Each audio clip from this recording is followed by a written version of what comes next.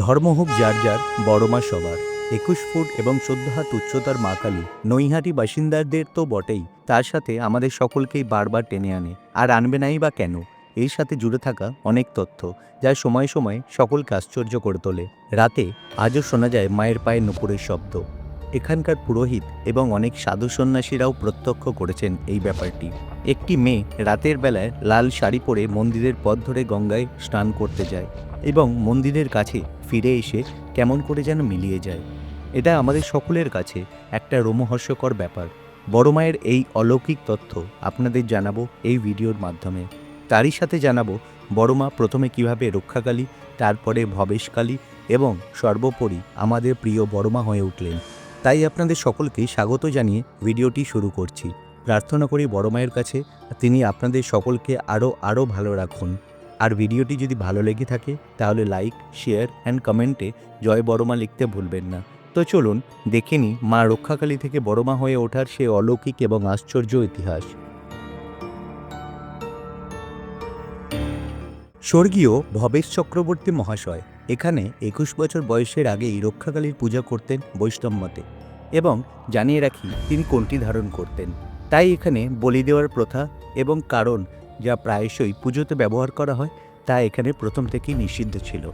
এরই মধ্যে ঘটে যায় সেই চমৎকার ঘটনা যেখান থেকে এই মা কালীর মূর্তি ২১ ফুট এবং ১৪ হাত উচ্চতা পায়। আচ্ছা, আগে জেনে নি নৈহাটি পৌঁছবো কি করে। নৈহাটি যেতে হলে শিয়ালদা থেকে নৈহাটি লোকাল বা রানাঘাট লোকাল ধরে পৌঁছে যেতে পারেন নৈহাটি স্টেশন। আর আপনারা যদি হাওড়া থেকে আসেন তাহলে চুঁচুড়া স্টেশন থেকে ঘাট পার করলেই নৈহাটি ফেরিঘাটে পৌঁছে যেতে পারেন। নৈহাটি স্টেশনে নেমে ৩ থেকে ৪ মিনিটের ওয়াকিং ডিস্টেন্সে বড় মায়ের মন্দির। কলকাতা থেকে নৈহাটির বড় মায়ের মন্দিরের দূরত্ব প্রায় ৪০ থেকে ৪৫ কিলোমিটার, যা গাড়িতে করে পৌঁছে যেতে পারেন ১.৫ থেকে ২ ঘন্টার মধ্যে। সর্বপ্রথম কলকাতা থেকে শ্যামবাজার বা দমদম হয়ে বিটি রোড ধরে বারাসাত এবং সেখান থেকে কাঁচরাপাড়া হয়ে নৈহাটি পৌঁছন। বেলঘরিয়া এক্সপ্রেসওয়ের যে আরেকটা রুট আছে সেটা হলো কলকাতা থেকে বেলঘরিয়া এক্সপ্রেসওয়ে ধরে ব্যারাকপুর এবং সেখান থেকে কাঁচরাপাড়া হয়ে নৈহাটি পৌঁছতে পারে। গাড়ি করে নৈহাটি পৌঁছানোর পর সর্বপ্রথম আপনাদের নৈহাটি স্টেশনের কাছে আসতে হবে এবং সেখানে গাড়ি রেখে আপনারা মাত্র ৩ থেকে ৪ মিনিটের ওয়াকিং ডিস্টেন্সে মায়ের মন্দিরে চলে আসতে পারেন। সময়টা ছিল এক রাস পূর্ণিমা, যখন ভবেশ চক্রবর্তী মহাশয় তার ৩-৪ জন বন্ধুদের নিয়ে নবদ্বীপে গিয়েছিলেন রাসের পুজো দেখতে। সেখানেই তিনি এত বড় বড় মূর্তি দেখে ভাবেন, আচ্ছা আমাদের নৈহাটিতেও মাকে যদি এই রূপ দেওয়া যায় তবে কেমন হয়। আর যেমন ভাবনা তেমনই কাজ। তবে মনের এই অদম্য ইচ্ছা তিনি সকলের কাছ থেকে গোপন করে রাখেন। বাড়ি ফিরে তার মনে সেই কথাই বারবার চলতে থাকে। অবশেষে তিনি বন্ধুদের সঙ্গে আলোচনা করেন এবং দেখা যায় সবাই এই ব্যাপারে মত দিয়ে দেন। আশ্চর্যজনকভাবে এটা জানা সত্ত্বেও যে এমন বিশালাকার মূর্তির পুজো বেশ ব্যয় সাপেক্ষ, তাদের মনে ছিল দৃঢ় বিশ্বাস যে মা সব কিছু নিজেই করিয়ে নেবেন। আর আপনারা জানলে অবাক হবেন কোথা থেকে যেন সব কিছুই নিজে থেকেই ব্যবস্থা হয়ে গেল। একেই বলে ইচ্ছা থাকলে সব কিছুই সম্ভব। তুম এক কদম চলো, मैं 10 কদম চলুঙ্গা, স্বয়ং তিনিই বলেছেন। ঘটনা প্রসঙ্গে আপনাদের জানিয়ে রাখি তাপস ভট্টাচার্য মহাশয় এখানে নৈহাটি বড়কালী পুজো কমিটির বর্তমান সেক্রেটারি, এবং আমরা তার কাছ থেকে অনেক কিছুই জানতে পারি যা শুনলে আপনাদেরও গায়ে কাঁটা দিয়ে উঠবে।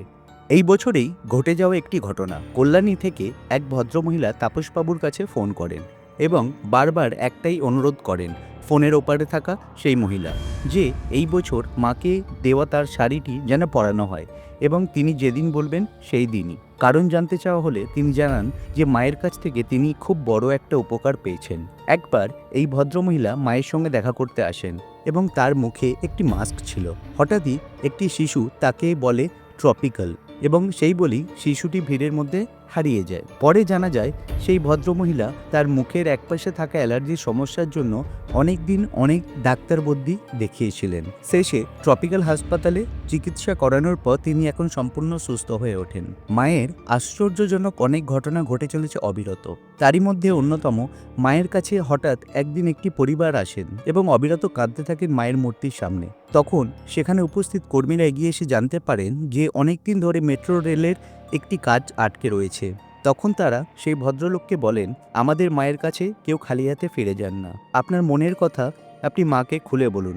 আপনারা জানলে অবাক হবেন, পরের বছর কালী পুজোর দিন সেই পরিবারটির সঙ্গে আবার দেখা হয়েছিল সেই কর্মীদের, এবং এইবার তারা মাকে পুজো দিতে এসেছিল, কারণ তাদের যে অসম্পূর্ণ কাজের কথা তারা মাকে জানিয়ে গেছিল, সেই কাজটি হয়ে গেছিল। এরকম হাজারো রহস্যে ঘেরা আমাদের বড় মা, এবং সময় সময় তারই আমরা প্রমাণ পেয়ে থাকি। আপনারা জানলে আশ্চর্য হবেন, মায়ের এই বিশালাকার রূপকে সামনে থেকে দেখলে চোখের জল আটকাতে কেউই পারেন না। কিছু অনুভূতি এমন যা ভাষায় বর্ণনা করা যায় না। আমার অনুরোধ সকলের কাছে, মায়ের মন্দিরে পুজো দিয়ে এসে আপনারা নিজের মনের কথা জানান। মা সকলের মনের কথা শোনেন এবং সকলের মনস্কামনা পূর্ণ করেন। তবে দয়া করে মনস্কামনা পূর্ণ হওয়ার পর আবার মাকে সেই দ্রব্যটি দিয়ে পুজো দিয়ে আসবেন। এই পুজো 2012 সালের পর থেকে সার্বজনীন পুজোতে পরিণত হয়। এটি আগে একটি বাড়ির পুজো ছিল। আপনাদের জানিয়ে রাখি, এখানে একটি মায়ের মন্দিরও আছে। সেটি সপ্তাহের প্রতিদিনই খোলা থাকে সকাল 8টা থেকে রাত 8টা পর্যন্ত, এবং মাঝে কিছু সময়ের জন্য বন্ধ করা থাকে দীপাবলির কয়েকদিন ছাড়া, কারণ এই সময় মন্দিরে থাকা মা কালী সকলের জন্য বড় মা হয়ে 21 ফুট উচ্চতা ধারণ করে আমাদের সকলের সামনে হাজির হন। আমার পক্ষ থেকে এবং আমার সকল দর্শকদের পক্ষ থেকে নৈহাটির বড় মা পুজো কমিটির সকলকে আন্তরিক ধন্যবাদ, বিশেষ করে তাপস ভট্টাচার্য মহাশয় এবং স্বর্গীয় ভবেশ চক্রবর্তী মহাশয়কে, যারা আজ আমাদের বড় মাকে সাক্ষাৎ করিয়ে দিয়েছেন। বড় মায়ের কাছে প্রার্থনা, আপনাদের সকলকে খুব ভালো রাখুন এবং আপনাদের সকলকে নতুন আলোর দিশা দেখান। এই বলেই ভিডিওটা শেষ করছি। আশা করি ভিডিওটা আপনাদের খুব ভালো লেগেছে। তাই ভিডিওটা যদি ভালো লেগে থাকে, লাইক, শেয়ার অ্যান্ড কমেন্টে জয় বড়মা লিখতে ভুলবেন না। তো দেখা হচ্ছে পরের ভিডিওতে। টিল দেন ভালো থাকবেন, সুস্থ থাকবেন, সকলকে খুব ভালো রাখবেন।